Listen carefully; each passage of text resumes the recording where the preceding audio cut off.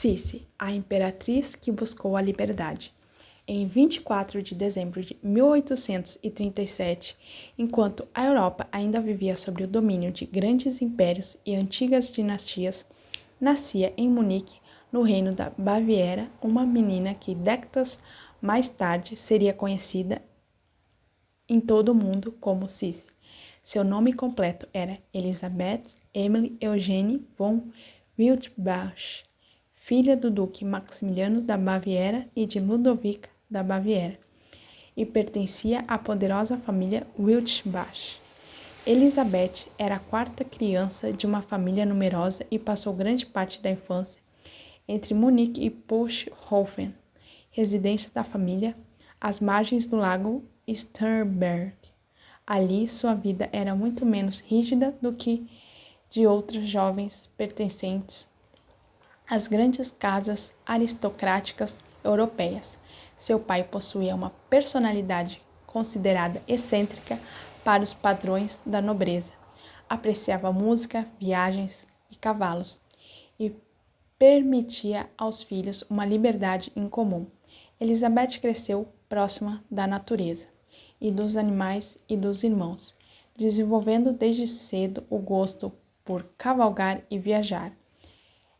Essa infância relativamente livre seria extremamente importante para compreender a mulher que ela se tornaria, pois quando entrou na corte austríaca, encontrou exatamente o oposto daquele mundo despreocupado. A vida de Elizabeth mudou completamente quando ela tinha apenas 15 anos. Em 1853, acompanhou sua mãe e sua irmã mais velha, Helene, até Bashkir, onde deveria ocorrer um encontro destinado a aproximar Helene do jovem imperador austríaco Franz Joseph I. A intenção inicial era que Helena se tornasse esposa do imperador, mas o destino tomou outro caminho.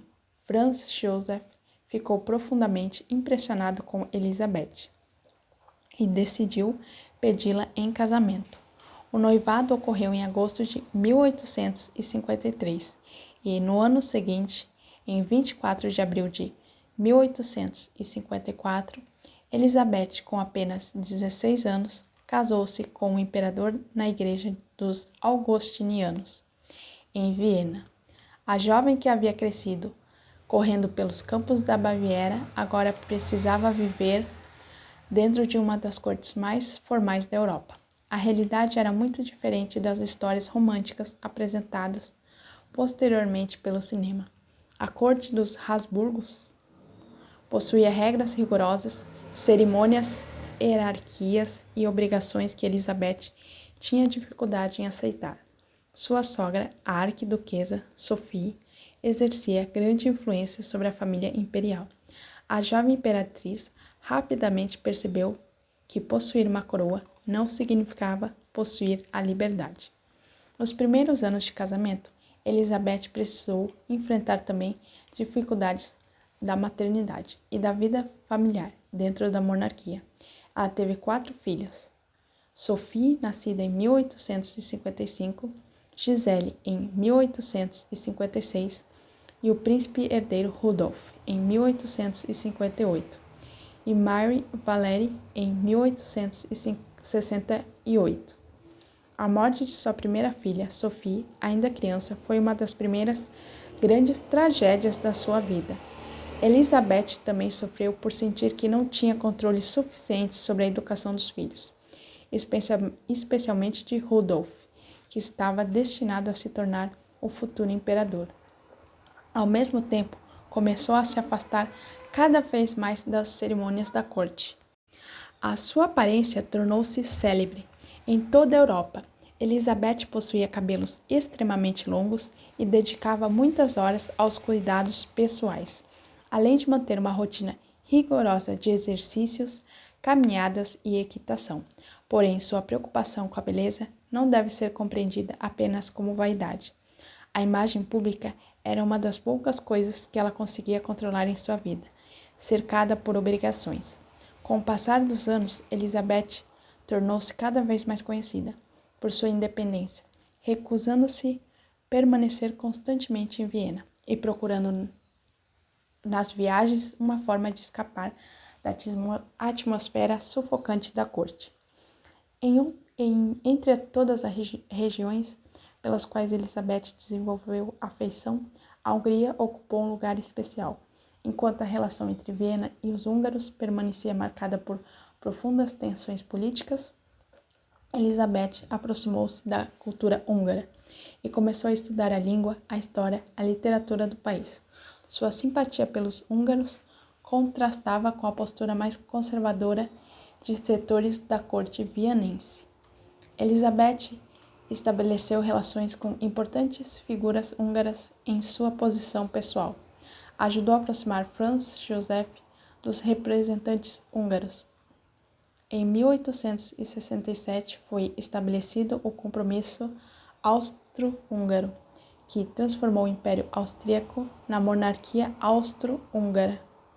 Franz Joseph tornou-se imperador da Áustria e rei da Hungria, e Elizabeth foi coroada rainha da Hungria em 8 de junho de 1867, em Budapeste. Embora seja exagerado afirmar que ela sozinha criou o acordo político, sua influência e sua simpatia pela causa húngara foram importantes dentro do contexto que levou à organização da monarquia. Para Elizabeth, a Hungria também representava algo emocionante e algo emocionalmente importante, um lugar onde se sentia mais acolhida e menos presa às rígidas tradições da corte de Viena. À medida que envelhecia, Elizabeth transformou as viagens em uma parte fundamental de sua existência. Ela passou períodos em Madeira, Corfu, Inglaterra, Irlanda, Hungria, Grécia e outros lugares da Europa, muitas vezes permanecendo distante de Viena por longos períodos. Gostava particularmente de equitação, chegou a ser considerada uma excelente amazona. Também escreveu poesias e demonstrou grande interesse pela cultura grega. Em Corfu, construiu seu famoso Achilleion, uma residência inspirada na antiguidade clássica e dedicada ao herói Aquiles. O lugar simbolizava muito de sua personalidade. Em vez de permanecer no centro da vida imperial, Elizabeth procurava construir pequenos mundos particulares onde pudesse se sentir livre. Durante os últimos anos de sua vida, tornou-se ainda mais reservada. Evitava ser fotografada e, em suas viagens, utilizava nomes falsos para não ser reconhecida. A mulher que havia sido celebrada publicamente como uma das grandes belezas da Europa passou progressivamente a esconder o próprio rosto. Assim, por trás dos vestidos luxuosos e dos retratos oficiais, existia uma mulher que desejava desesperadamente escapar da imagem pública que havia sido construída ao seu redor. Entretanto, a vida de Elizabeth seria profundamente transformada pela tragédia em Mayerling, em 30 de janeiro de 1889, quando seu único filho homem, o príncipe herdeiro Rudolf, morreu em circunstâncias que abalaram a família imperial e a Europa. A morte de Rudolf foi um grande golpe devastador para Elizabeth. Depois disso, ela se tornou ainda mais distante, reservada e melancólica. Passou a vestir-se frequentemente de preto e continuou viajando pela Europa. A perda de seu filho também atingiu profundamente Franz Joseph, mas Elizabeth reagiu procurando afastar-se cada vez mais da corte. Nos anos seguintes, sua existência adquiriu um caráter quase errante. Ela permanecia pouco tempo em cada lugar, buscava o mar, as montanhas e a literatura, e a companhia de poucas pessoas, principalmente pessoas de confiança. A imperatriz parecia ter perdido grande parte do interesse pela vida oficial da monarquia. Mesmo sendo uma das mulheres mais conhecidas de seu tempo, tornou-se cada vez mais difícil para o público ter acesso à verdadeira Elizabeth. Essa distância ajudou, posteriormente, a transformar sua figura em uma personagem quase lendária. Foi justamente durante uma das suas viagens que sua vida chegou ao fim.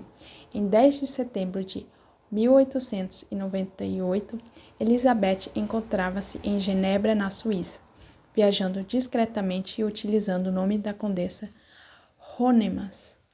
Aos 60 anos, ela caminhava acompanhada por sua dama de companhia quando foi atacada pelo anarquista italiano Luceni, que a golpeou com uma lima afiada, né?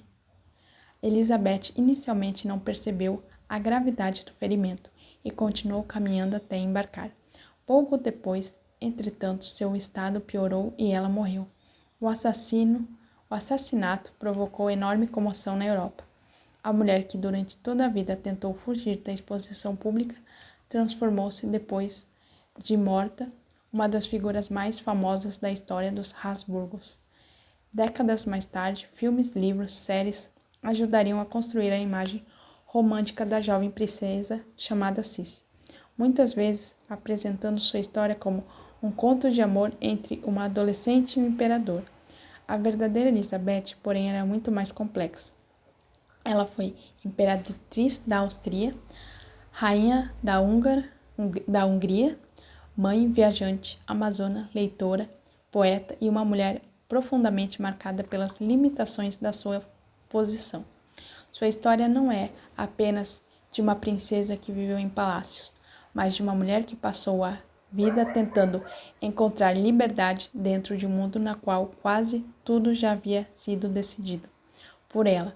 Talvez seja justamente essa contradição, uma imperatriz que possuía tudo o que o poder podia oferecer, mas que desejava aquilo que uma coroa não podia comprar, liberdade, que mantém Sissi viva na memória histórica até hoje. E é isso, pessoal. Se vocês gostaram do vídeo, por favor, comenta, curte, compartilha. Se você tiver mais informações sobre a Sissi, pode deixar aqui nos comentários. Então é isso, pessoal. Até mais. Adorei contar essa história da Imperatriz Sissi. E é isso. Pessoal, existem essas duas séries, que é da Netflix, sobre a Sissi, é a Imperatriz, e a outra, Sissi, que aparece na Globoplay. E é isso.